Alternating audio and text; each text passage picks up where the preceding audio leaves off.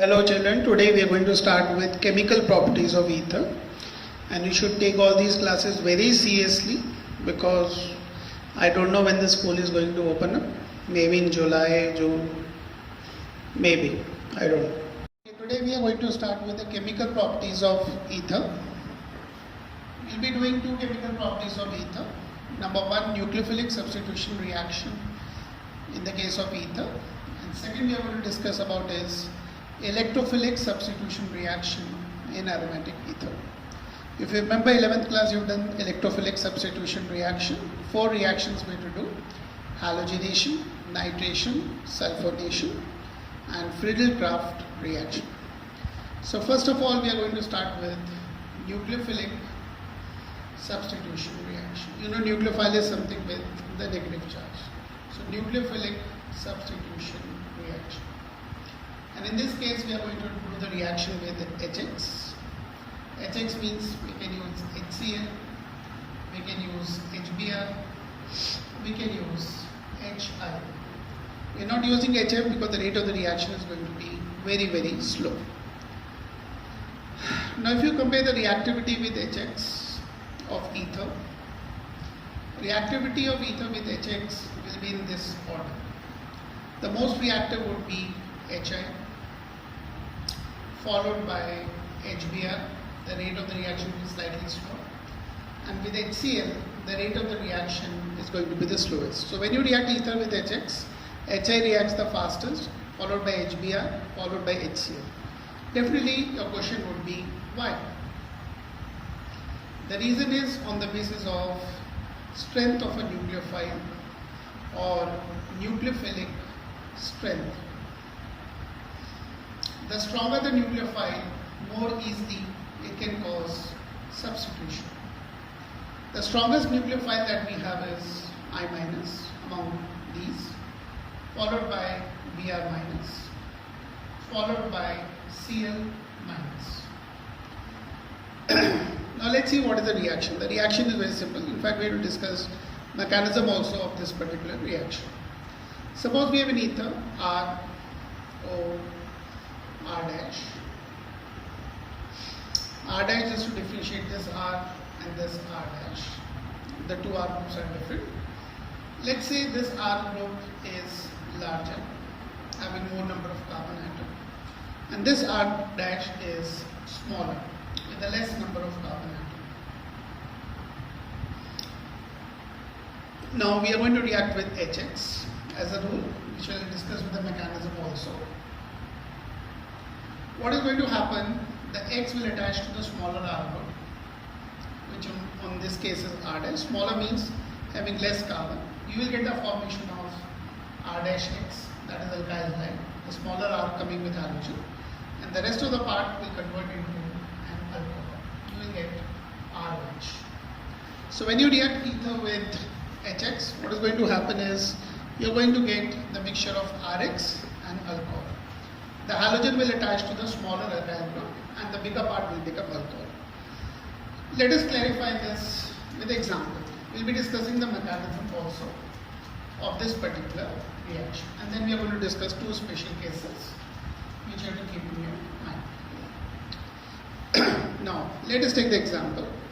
Suppose we have an ether of the type CH3 O C2H5. We are reacting with HI. As a rule, what happens is halogen on the small R group. So halogen will attach to CH3. You will get the formation of CH3I plus you will get the formation of C2H5OH. So you will get an alcohol and CH3I. I attached to the smaller R group. We'll explain with the example of a mechanism. Why does it happen? Let's take one more example. Suppose we have C2H5. It is OC3H7. The ether is ethoxypropane. Let's say we react with HCl. What will be the product? The Cl will attach to the smaller R group, that is C2H5. So you will get C2H5Cl. The bigger part will become alcohol. You will get C3H7OH. Now let us see the mechanism of this particular reaction. Let us see the mechanism of this particular reaction. It is an example of nucleophilic substitution reaction. I'll show you the mechanism of the reaction by taking the mechanism of this particular reaction. This one you will try yourself. So let's see how this reaction takes place, the mechanism of the first reaction. What is going to happen in the first step is H and I bond will break, heterolytic fission, and the nucleophile will be generated. So this HI bond will break like this. This is more electronegative, electron goes to the iodine. You will get the formation of H plus and I minus, heterolytic fission. Now what is going to happen next is we have an ether, unsymmetrical ether, CH3O C2H5. It has a lone pair over here. So the addition of H plus will take place. Protonation of ether will take place. Addition of H plus is called protonation. So protonation of ether will happen. What is protonation? Addition of H plus. So due to this lone pair, this is going to attack like this. H plus will attach over here. So you will get a protonated ether. So we have a protonated ether. H plus attaches on oxygen. It gets a positive charge. This is a protonated ether. Now this protonated ether will attack the nucleophile. Who is the nucleophile in this case? I minus. So on the protonated ether, the nucleophile has to attack. Now the nucleophile can attack on this protonated ether either from this side or from this side. Any side it can attack, but you can see this R group is smaller. This R group is bigger. So when the I minus is going to approach from this side, the electron of this big group will repel the I minus. And you know when the big groups approach and their electron repel, this hindrance is called steric hindrance. So if I minus attacks from this side, it will be repelled by the electron cloud of ethyl. So that attack will not happen. Preferably I minus will attack from this side, the smaller R group. So it attacks like this. And this bond breaks like this. So what do we get? We get the formation of CH3I plus C2H5OH. So due to the steric hindrance, you can see the nucleophile attacks from the smaller alkyl. And this step is going to be the slow step or the rate determining step. This will determine the rate of the reaction. In fact, later on I will tell you this mechanism is actually called, the mechanism is called SN2 mechanism.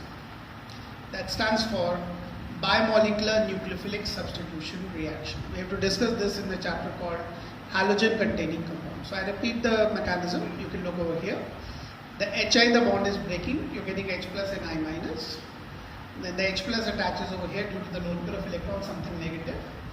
Protonation of ether takes place, and on the protonated ether from the side of small R group, the nucleophile will attack and you get the formation of CH3I plus C2H5OH. On the same way, you can try writing the mechanism of the second particular reaction. What is the name of the mechanism? It is called SN2. SN2 stands for 2 stands for bimolecular, N stands for nucleophilic, and S stands for substitution reaction. So bimolecular nucleophilic substitution reaction. If you want to know what does it mean, it means in the slow step, 2 species are involved. This one and this one. 2 species are involved in the slow step. So try writing mechanism of this particular reaction also. The 3 steps you have to write. Only thing is that you have to change the alkyl groups. This will be C3H7 and this will be C2H5. So for the sake of practice, you can write the mechanism of this particular reaction. Now let's show you 2 special cases in this particular reaction. The rule which I have told you that the halogen will attach to the smaller R group. This is valid only when the R groups are primary or secondary. If the R group is primary or secondary in ethers, this group is validated that halogen attaches to the smaller R group. Now I'll show you 2 special cases. So let me show you some 2 special cases. The first case is, suppose we have to react this particular ether. This ether is called tertiary butyl methyl ether. IUPAC name would be 1, 2, 3, 2-methoxy, 2-methyl propane. Suppose I ask you to react with HI. So naturally what answer you will give it to me? You will say that the I attaches to CH3, the smaller part. You will get the formation of CH3I and this H over here. So this part will become alcohol. But this will not happen. It's a special case. In this case, this R group you can see is a tertiary R group. So as a rule, in this case, what is going to happen is that if one of the R group is tertiary, in the case of ether, the halogen goes and attaches to the tertiary alkyl group. So it will not attach with CH3, it will attach on the tertiary carbon. I'll tell you the reason also. So the main product that you're going to get over here is CH3 and the I on the tertiary carbon plus CH3OH. And definitely we have to work out what is the reason for this. The reason is very simple. Look on the blackboard. I'll be using inductive effect to explain this reason. We have got this tertiary alkyl group. We have the CH3 over here and the nucleophile wants to attack over here. Nucleophile will attack where there is a positive charge. You can see this is the R group. It is going to push the electron like this. It shows plus I effect.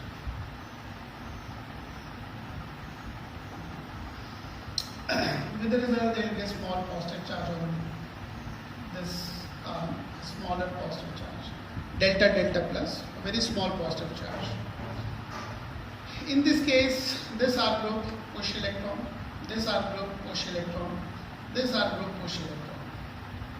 So this whole group is going to push 3 times. 1, 2, 3. All the 3 vectors will add up. So this whole R group is going to push the electron 3 times as compared to this one. It is showing the greater plus I effect. The whole R group over here, the tertiary alkyl group, is showing a greater plus I effect. So on this carbon, the positive charge will be greater in magnitude. So we have a carbon over here having a smaller positive charge, this carbon having a greater positive charge. So naturally, the nucleophile will attack on the carbon which has a greater positive charge.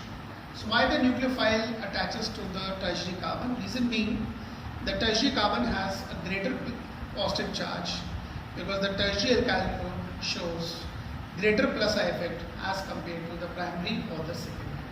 So that is the reason why the nucleophile has to attack on the tertiary carbon due to its higher positive charge. So remember, in the case of ether, if one of the R group is tertiary, the halogen has to attach on the tertiary carbon which has a greater positive charge as compared to the other one whose positive charge is smaller. It is small, so it becomes smaller. So this positive charge is more, this positive charge is less. So the nucleophile will attach to the carbon with the greater positive charge. So this was one of the special case when one of the R group in aromatic ether was tertiary. So the nucleophile will attack on the tertiary carbon.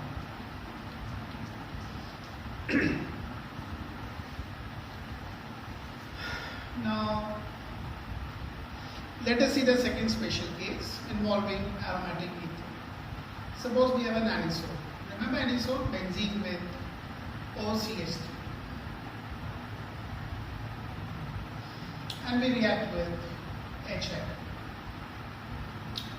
When you react anisole with HI, you will find during the reaction, this bond will break. This bond will not break during the reaction. Now why this bond is not breaking during the reaction is very simple. There is a lone pair over here and there is a possibility of resonance like this.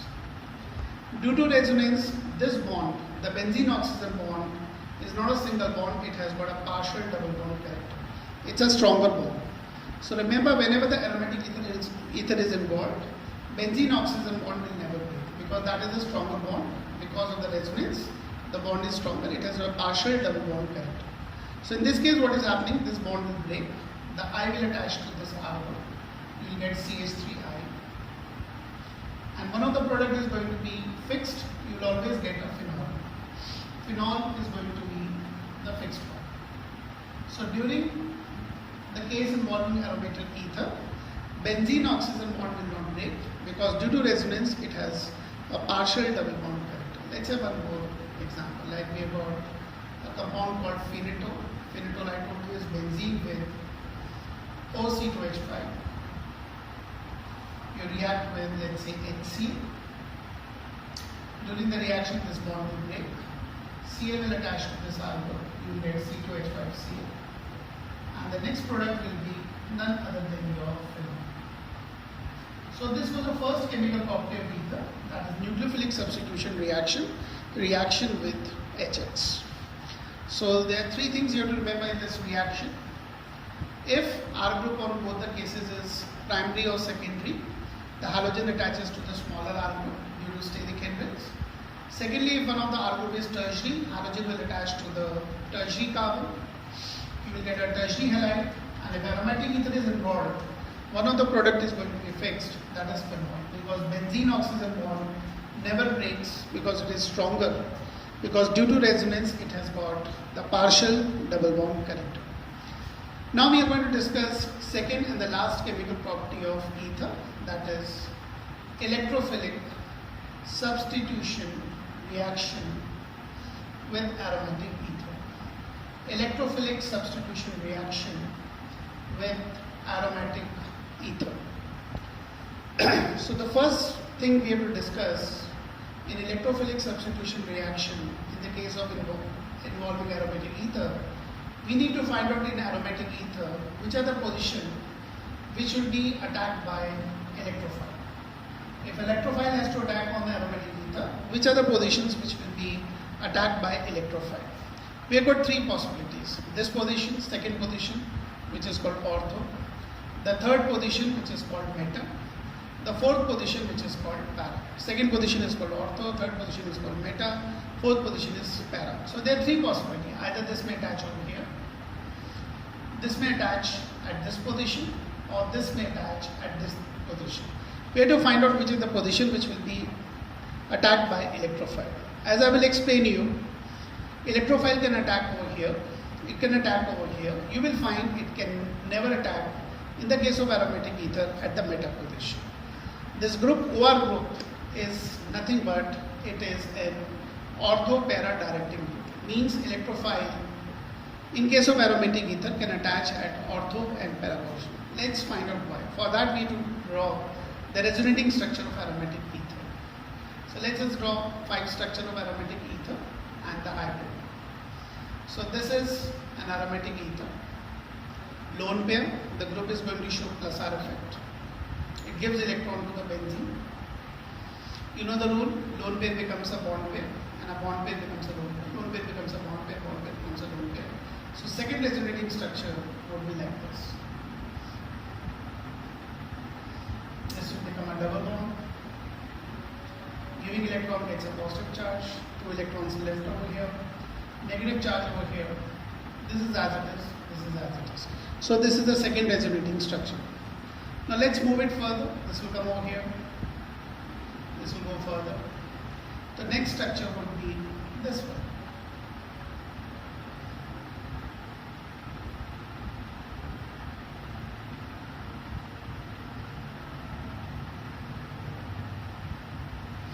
Let's move it further. The next structure would be like this.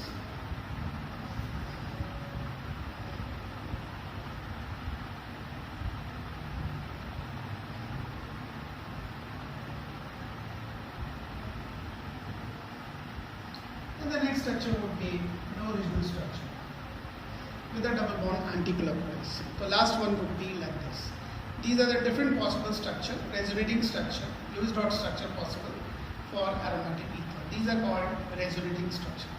The OR group is showing plus R effect. Now let us draw the actual structure or the average of all these structure, which is called resonance factor. Due to resonance, all the bonds will develop the partial double bond character, that is stronger than single but weaker than the double bond, in between single and double. Due to the second structure, this will have a small positive charge. Due to the second structure only, there will be a small negative charge at the ortho position.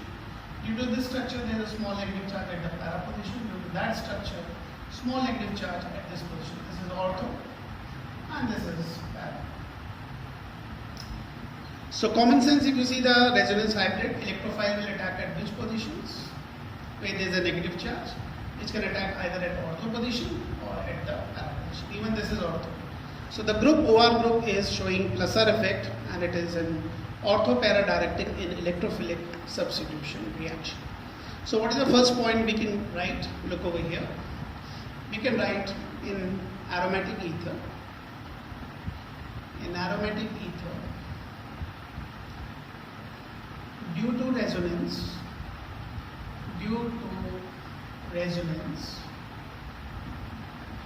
what happens is ortho-para positions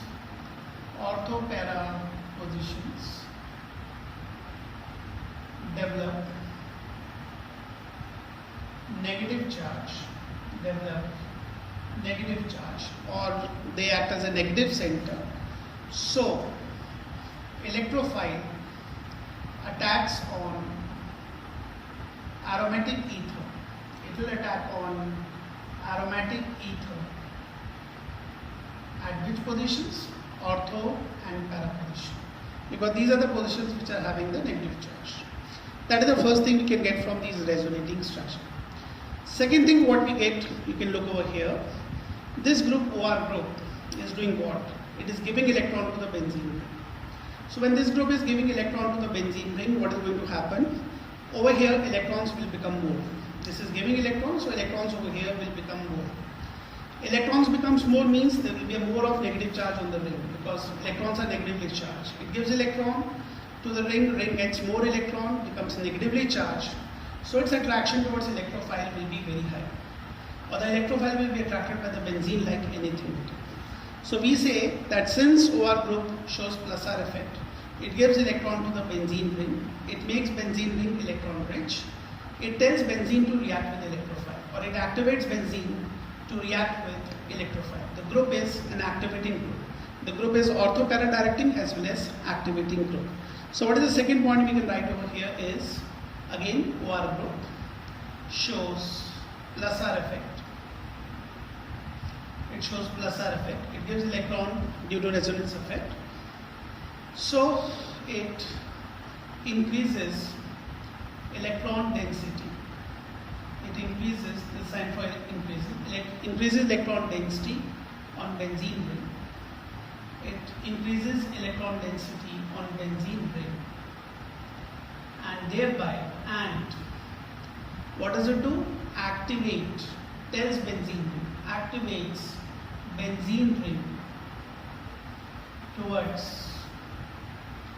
electrophilic substitution reaction. The rate of the reaction is going to be very, very fast. When the aromatic ether is going to react with the electrophile, the rate of the reaction is going to be very, very high. So first thing, that in aromatic ether, electrophilic substitution reaction happens at ortho and para position, because due to resonance these are the positions having negative charge. And secondly, the OR group tells benzene ring go and react with electrophile, or it activates benzene ring towards electrophilic substitution reaction. So the 2 points, you can freeze the video and you can note down these 2 points. I'll upload the video, notes also. That is not a problem. So let us see the examples of electrophilic substitution reaction of aromatic ether. Already told you we have to discuss 4 reactions: halogenation, nitration, sulfonation and Friedel-Crafts reaction. They are going to happen at which position? Ortho and para. And the rate of the reaction is going to be very fast, where the group is activating benzene ring towards electrophilic substitution reaction. So we will be discussing halogenation, reaction with halogen. Second one would be nitration, in which we put nitro group. All of them will happen at ortho and para position. Then I'll be discussing sulfonation. And lastly, we are going to discuss Friedel-Crafts reaction. That I will take up after these 3 reactions. So I'm taking the example of anisole. So let us take anisole. We are reacting with bromine. You know what is anisole? Methoxybenzene. We react with bromine. Let us take the solvent acetic acid. So the Br is going to attach at ortho position and para position. So we get a mixture of two products. One will be ortho. The Br is going to attach at the second position. This is ortho-bromo-anisole. This will be slightly less in amount, minor product, because already such a big group is there. So when the Br will come and attach over here, the groups are going to repair. So this will be a minor product. Mainly, the major product that we will get will be para-bromo-anisole or 4-bromo-anisole, whatever you want to call it. This is 4-bromo-anisole, major product. Same we can do nitration with anisole. I'm writing like this. You know what is the nitrating mixture? For nitration we use mixture of COMP-HNO3, concentrated H2SO4. It is called nitrating mixture. Which groups attaches? NO2. Again at ortho and para positions. Again ortho will be slightly less in amount. The ortho compounds will be the minor product formed in less amount. This is ortho-nitroanisole or 2-nitroanisole. And the other product we are going to get is 4-nitroanisole or para-nitroanisole in large amount. So this is nitration of anisole happening at ortho and para position. Para will be main and ortho will be less. Now let us do sulfonation. Sulfonation, which groups attaches? SO3H. What is the reagent we use? Concentrated sulfuric acid. So again at the ortho and para position, we will have a group SO3H. Now the name will be slightly different because SO3H has a higher preference. So we will do the numbering from here 1, 2. This will be called as 2-methoxy and the rest of the compound is benzene sulfonic acid. Its name will be 2-methoxy benzene sulfonic acid, minor product. The main product will be 4-methoxy benzene sulfonic acid. SO3H is called sulfonic acid, having very high preference. So this compound is 2-methoxy sulfonic acid and that is 4-methoxy sulfonic acid. So these are the first three electrophilic substitution reaction of aromatic ether happening at ortho and para position. And the rate of the reaction is very, very fast because the OR group is telling benzene ring, go and react with the electrophile. Ortho will be less and the para will be more. Now let us discuss the last reaction, last electrophilic substitution reaction, that is called nitration. Friedel-Crafts reaction. We already discussed nitration, we discussed halogenation, nitration, sulfonation. Now we are discussing Friedel-Crafts reaction. Friedel-Crafts reaction. In Friedel-Crafts reaction, we have got two reactions. Namely, we can put alkyl group, it's called alkylation. Or we can put an acyl group, the reaction is called acylation. So reaction is called Friedel-Crafts alkylation or Friedel-Crafts acylation. What is alkyl group? R group. What is acyl group? RC group. So let's see the reaction. So we take anisole, benzene with OCH3. Let's say we take an alkyl halide, react CH3Cl. Remember the catalyst we have to use, that is anhydrous AlCl3, anhydrous aluminum chloride.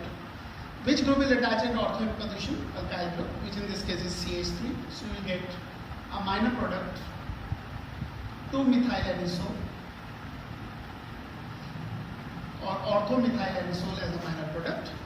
The main product that we are going to get is para-methylanisole or 4-methylanisole. It is named as a derivative of anisole. Anisole is a common name, but you can use in the IUPAC name also. In many aromatic compounds, the common name is also used in the IUPAC name. Now let's do anisole acylation.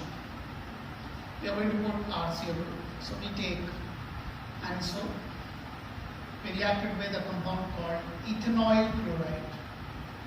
Common name is acetyl chloride. We react with anhydrous AlCl3. This is acetyl chloride or ethanoyl chloride, acid chloride. Which group will attach at ortho and para position? COCH3. So we'll have minor product with a COCH3 at the para, ortho position. Now benzene with COCH3 is called acetophenone. So it will be named as a derivative of acetophenone because ketone has a higher preference. So its name will be 2-methoxyacetophenone, the minor product. And the major product will be 4-methoxyacetophenone. What is acetophenone? Acetophenone is benzene with COCH3. Benzene with COCH3 is called acetophenone. So this compound is 2-methoxyacetophenone and that is 4-methoxyacetophenone. So these were the 4 electrophilic substitution reactions that were to be done in aromatic ether, happening at ortho and para position and happening very, very fast. In all of them, para is a major product. And the other reaction we discussed for ether was nucleophilic substitution reaction with HX. These are the only 2 reactions we were supposed to discuss in ether. Tomorrow we'll start with the last part of this chapter, that is called phenols. Thank you.